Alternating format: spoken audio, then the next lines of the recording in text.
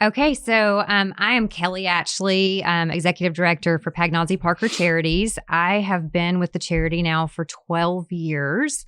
I know that seems like a long time. I had added that up in my head this morning, and I was like, wow, that's definitely a career at this point, not just a job. So I really enjoy working for this organization, and we want to tell you more about it today. So I have with me the two namesakes of our charity, Tom Pagnozzi and Blake Parker.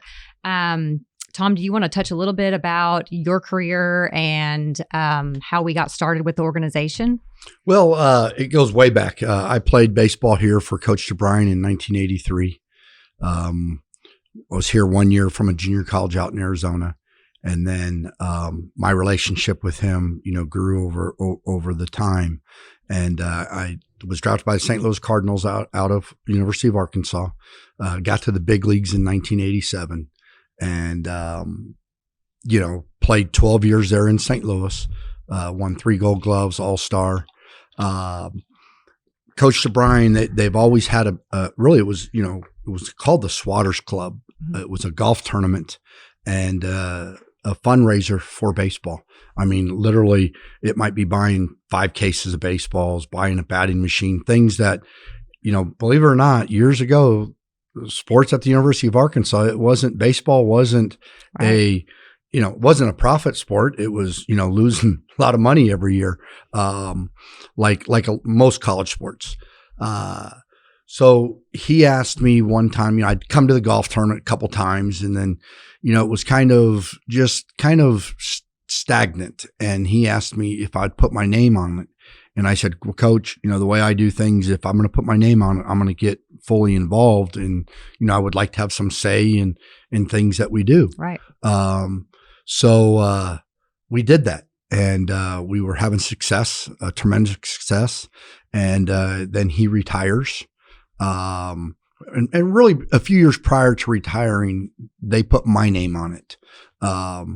So, when Coach retired, Coach Van Horn came in, the university made a huge commitment to baseball, expanded the stadium, built a lot of things. You see it today. It's unbelievable. So instead of closing the charity, our board, which consists of many people in the room, decided let's instead of just killing it, let's give to youth sports. All of us were involved in sports at some stage. Right.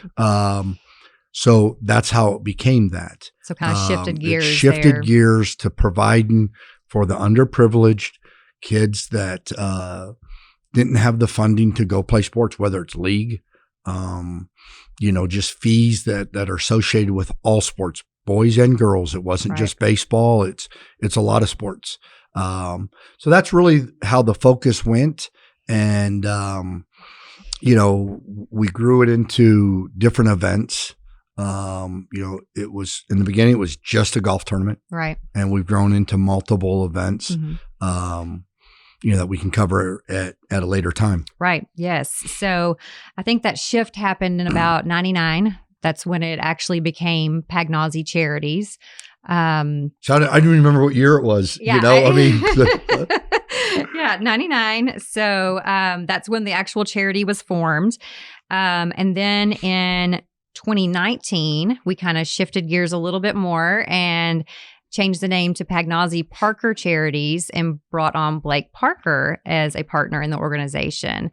Blake, do you want to touch a little bit on your growing up in Fayetteville? You've known about the charity for a long time, and then your career and getting involved? Sure.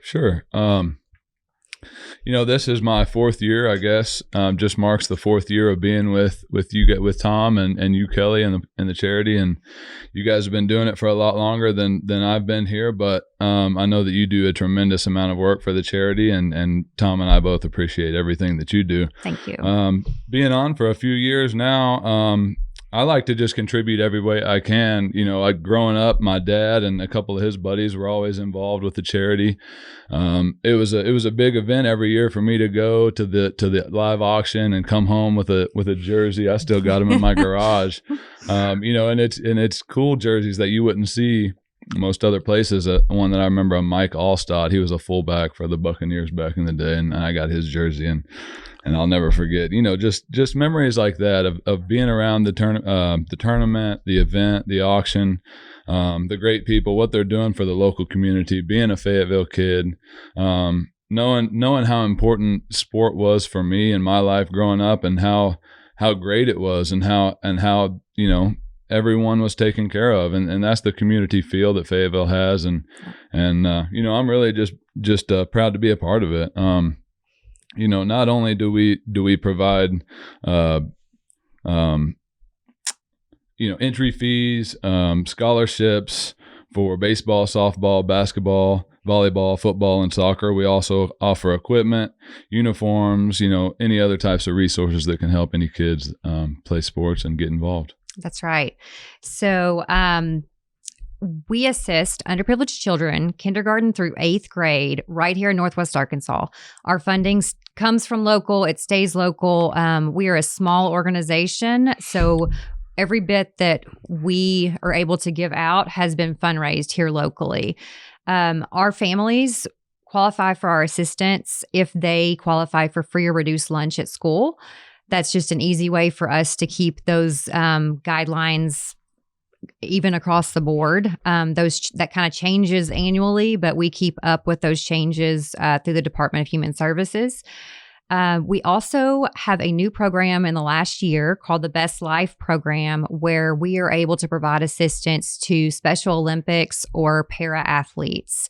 That has been a tremendous change for us and a great way for us to expand our programming. We have been able to assist students to go to the Special Olympics of Arkansas and compete, as well as a coach to go down there and help them. That can be in swimming. It can be in races. We had some triathletes actually in the last year as well, but we'll touch on that a little bit more at a later date. I think we all know, because I played sports as well as a kid, not a professional athlete like the two of you, but y'all both played at a high level, and then you've both coached as well. So what do you think why is sports so important in the lives of children, and what type of skills can they learn from that? Well, for me, it's funny you kind of bring that up. Years ago, I was actually on a flight. I can't remember where we were, one of our charter flights, and I picked up the magazine in the back of the book, and there was an interview with 10 of the largest, companies. It was John Chambers, Paul Allen, Bill Gates, many of these businesses, and kind of in the IT and the tech business when that was really starting up and going. Yeah. And they asked a question, and it always stuck to me. The question, everyone was asked the same questions. There was 10 questions, and there was a question about sports. They're hiring people from Harvard and IT and MIT and 5 of the 10 talked about sports. How important it was, because it was about teamwork. Now, some of them even touched on, it wasn't golf, it wasn't tennis, it was team sports, football, basketball, baseball, volleyball, whatever team sport it was. Right. Because you got to learn to work together. Mm-hmm. Mm-hmm. I just thought that was kind of ironic that, you have 5 of the 10 guys being interviewed talked about that. Yeah. So, obviously that instilled, I still remember it.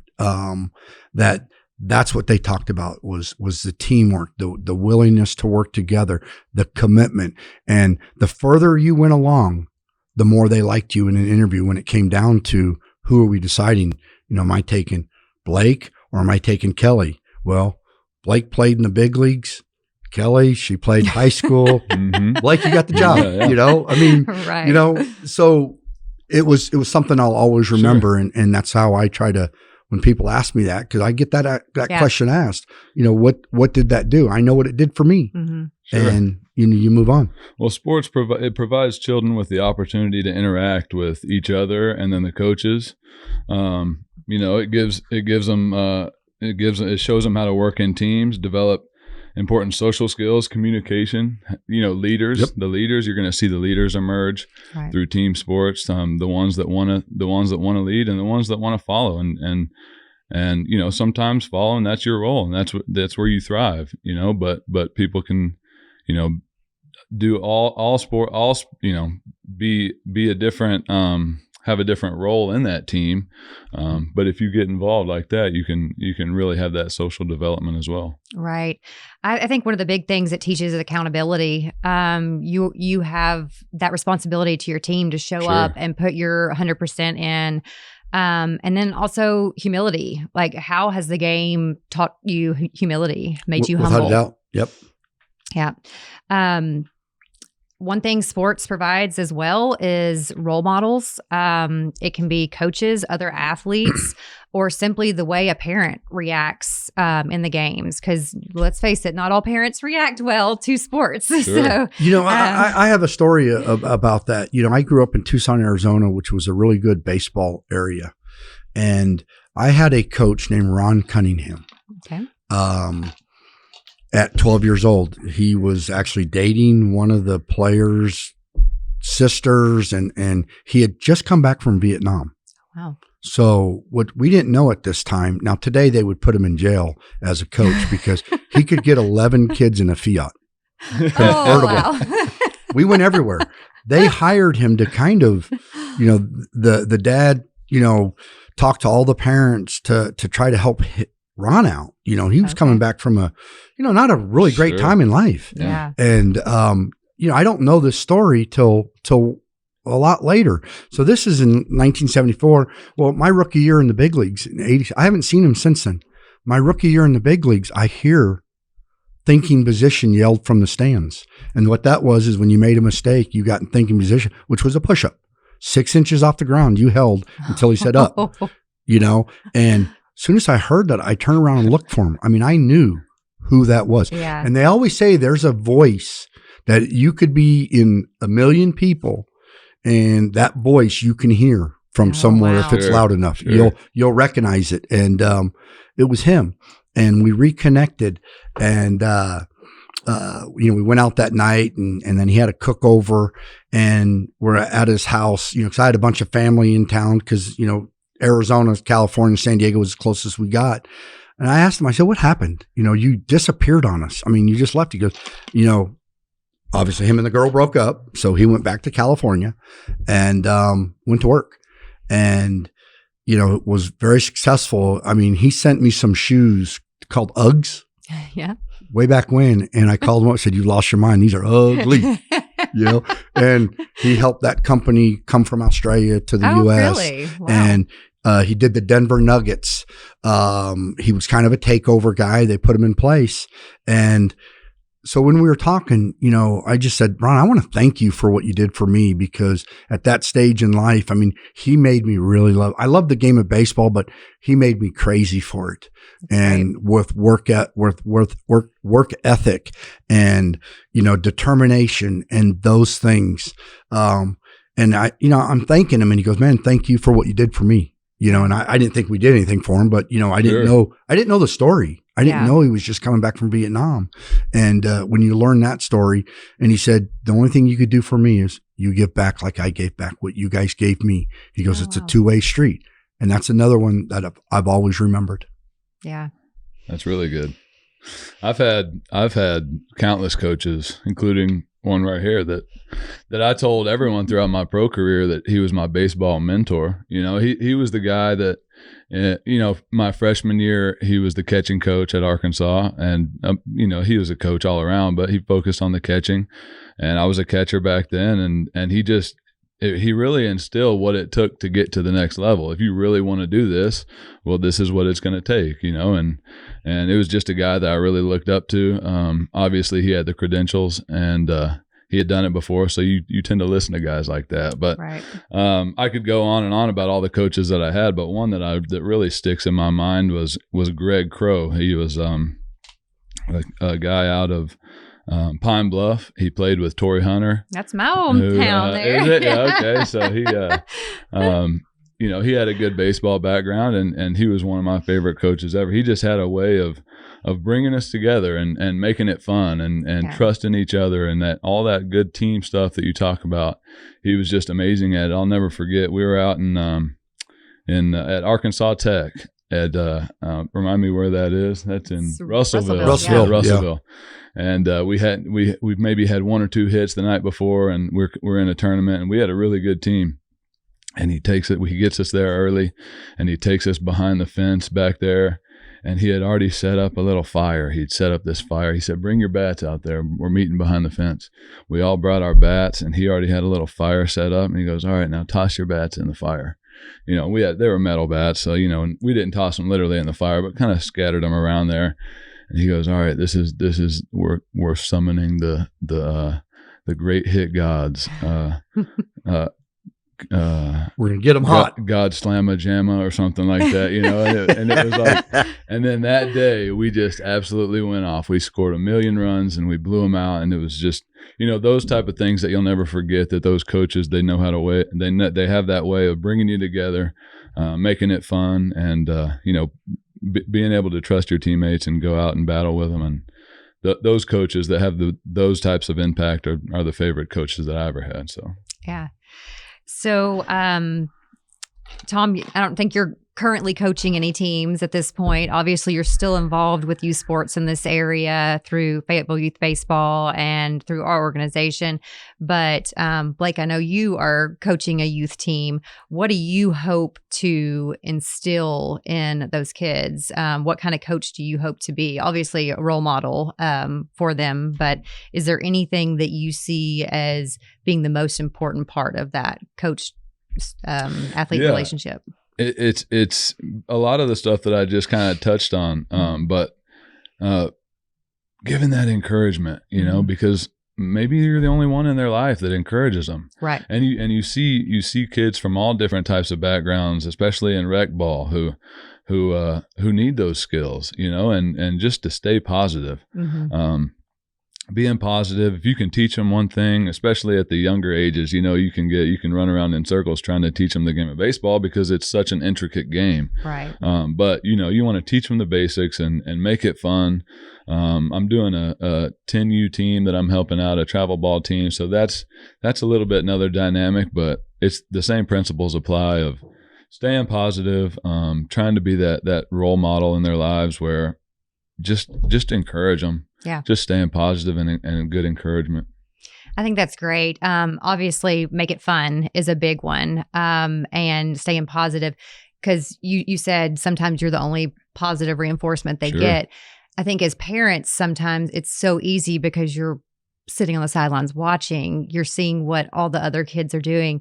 And as a parent myself, I'm guilty of it. And I think a lot of parents start with, "Oh, you could have done this better." Or "Did you see what that kid did?" And kind of the comparison game. And that's definitely what we need to get out of our system and get more of the positive encouragement in. I coach with a guy who told me that exactly. He has a son at Fayetteville High School right now who's a great ball player, or he just got out of Fayetteville, and he said after every game on the ride home, "Dad, you would tell me, all the stuff that I didn't do right." Yeah. And they have a great relationship now. I say that because he told me that in confidence, that they have a great relationship. But he has another son on my 10U team, and he goes, "Dad, just don't do that with Will." So he's taken that approach with, let's focus on what you did do well and what you are doing well, and build off of that. Yeah, because let's face it, they tear themselves down enough. We don't need to do it for them. Such a negative game. Yeah. 100%. Let the coaches handle that side, what they did wrong in the game. Right. As a parent, just encourage them. My dad was the same way. My dad would never discuss it. You'd have to ask him, "Dad, how did I do today?" He would never bring it up. It was always on the ride home. You felt like, after a few times you learn, "Hey, okay, Dad, how was it today?" Yeah. Well, you think back at in the big leagues, all your managers that you had, they weren't out there screaming every pitch. No. Like when I'm coaching them, I try to look at the good big league managers that I had and what were they doing, because even in Little League, a good big league manager would be a great Little League coach, in my opinion. 100%. He's not over coaching. He's watching. he watches everything. He sees everything, but he's coaching, he's encouraging during the game. And then after the game, we can work on maybe what we didn't do so well. Right. But during the game, it's mainly silence, really, in the big leagues. A lot 100%. Of watching. But no, my philosophy was always, I was tough. I was a tough coach. I had tough coaches growing up, but I learned something from Coach DeBryan. I mean, I don't know how many times he yelled at me, but within 10 minutes, he put his arm around you and said, "You understand what I'm talking about?" And that's what I always tried to do. Is when I was getting on a kid, it was always afterwards, or I always tried to do it before they went back to that inning. What were you thinking? Blake, what were you thinking? And Blake can tell you, even at college, you get chewed out, but I always, before they tried to go out on that field, sometimes it may ended the inning, so the next time they came in, hey, what were you thinking? Hey, this is what we're talking about. As a youth coach, my job was, parents think that they're all going to go to the big leagues. I mean, so I always told my kids, my job is to have you guys all starters in high school. Who wants to play high school, first of all? Sure. That was my job, and to have 2 play a lot as a freshman, and then, 5 started as sophomores, and 8 and 9 of them started as juniors and seniors. I did my job as a coach. 2 are still currently playing, Grant Cook and Walker Powell. They're both in AA and AAA. In pro ball. It's the next guy's, the high school coach job to get him that college scholarship. Right. To tell at 9 years old and 10 years old, to tell you, a kid, that, man, you're going to play in the big leagues, but I always said one thing: somebody in this room will, because I thought that's how good our team was. We were pretty good. I played on a little league team that had 3 guys play in the big leagues. Which is really, really remarkable. Mm-hmm. And we lost to a guy at the Western Regionals to go to the World Series, that they had a guy on the big leagues. And it's so funny because I played against him, Darnell Coles, and we actually played together. But there was a play at the plate, and he was with the Reds, and he was safe, and he got up and he goes, "I got you again." And I'm like, I had no idea what he was talking about. I'm like, what? So the next day at batting practice, I walked over to him because I didn't know if we had a problem. Yeah. I said, "Hey, Darnell, can I talk to you for a second?" And he's like, "What?" I said, "What do you mean you got me again?" He goes, "Yeah, I beat you when we were 12. Oh my gosh. And he goes, "My mom's coming. When you guys come to Cincinnati, my mom will be there. I'll have her bring the pitcher." Oh, that's so funny. So, I mean, to me, that's hilarious. Yeah. I mean, That's it's crazy, but great. that's what sports is. Sure. Yeah. Sports definitely connects a lot of people. Let's talk now about a little bit about the way people can help us in our mission. One thing is our Adopt a Player program. So our average assistance to assist one child to play the sport of their choice is around $50. So that's what we consider our Adopt a Player donation beginning level, is $50. We have another level that's $500, and that's considered adopting an entire team. But obviously you can donate any amount that you want. We also have our Foghorns promotion going on right now that is associated with the local collegiate baseball team. For home game days, Foghorns across from Baum Stadium donates 10% of all appetizers ordered. So #EatItFoghorns on home game days. And lots of appetizers. Yes. Order Don't get the hamburger. Just get six appetizers. Yes. This is a pre-party. So party food, appetizers. Another way that we're helping our families is we have a new ticket donation program. So with all of the collegiate sports that happen in our area, if you have season tickets and you know that you're not going to be using those tickets for certain games, you can transfer them to our organization and we'll get them in the hands of some of our assistance families. Give those kids that don't get the opportunity to go to those games a chance to go. We've had actually really great success with this so far this baseball season. We have been able to send about 15 different families to baseball games. So we're hoping to continue that with other sports as we go throughout the year. And those games are fun. That's great for those kids to be able to go to those games. I took my kids to a basketball game this year, and they absolutely loved it. Okay, just backtracking a little bit, thinking about the coaches being role models and everything. We actually select from nominations each year a coach to award at our Ultimate Tailgate and Auction event. We call that the Make a Difference Award, and it's in memory of one of our founding members, Jim Hawkins. Tom, do you want to talk just a little bit about Jim and what we do for that award? Jim, obviously I met him through Coach DeBryan. He was one of the founding members of the Swatters Club. He actually worked for, I think at that time, it might have been Toon Concrete, that built Bomb. Jim's, it was related to, Sherm Lawler, who we named the league after, was named after him for a while. He played Little League with my granddad. Did he really? You know that? Yeah. That's cool. He was one of the first Gold Glove winners, and I have his Gold Glove. They gave it to me.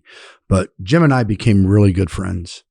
And, when he passed, it hurt. I lost a few guys that in consecutive years that were really close. And then we came up with the idea of naming an award after Jim Hawkins. He was a great man. He'd been involved in the community for a long time. Went from Toon to Basic Block. Was part owner of that. Ran the company. He was always very charitable. Loved baseball. Loved people. And so we named the award after him. And it's not for the best coach, you have Coach of the Year, right? It's for who gives examples of mentors who will help kids. Right. He'll recognize a kid that maybe is a little astray and would bring them in. And that's the kind of coaches that we're looking for. The ones that really care. It's not about W's and L's. Right. It's about kids. And, that's what we strive for every year. We have nominations. We open it up. Some of the time sometimes we don't even know who they are, right. From that standpoint, but, it's a great award. It's at our Ultimate Tailgate, which is the day after, typically the day after our biggest fundraiser, our golf tournament. And it's a good time. It is. And just to touch a little bit on Jim myself, he was a different board member than your typical board member. Jim would stop by the office almost daily, if not just to say hi and make sure that you're good on everything that you've got going with the organization, but he would take out our trash. He would change our light bulbs, change our air filters, things like that we might not have time or think to do, I never had to worry about any of that stuff because Jim would make sure that it was done for us so that we could concentrate on helping the kids and fundraising and all of that. That was the type of person he was. I mean, he'd leave your office and come to my office for an hour and a half. He would come over and he and I started cooking for all our employees twice a week. It's just the way he was. Yeah. But he had to be home in time to watch his shows. Well, he said he had to be home at 3:00 because Bonanza and Gunsmoke came on.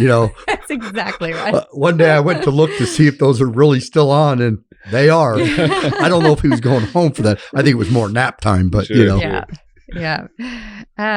So speaking of the Ultimate Tailgate and Auction event, it is part of our annual golf tournament.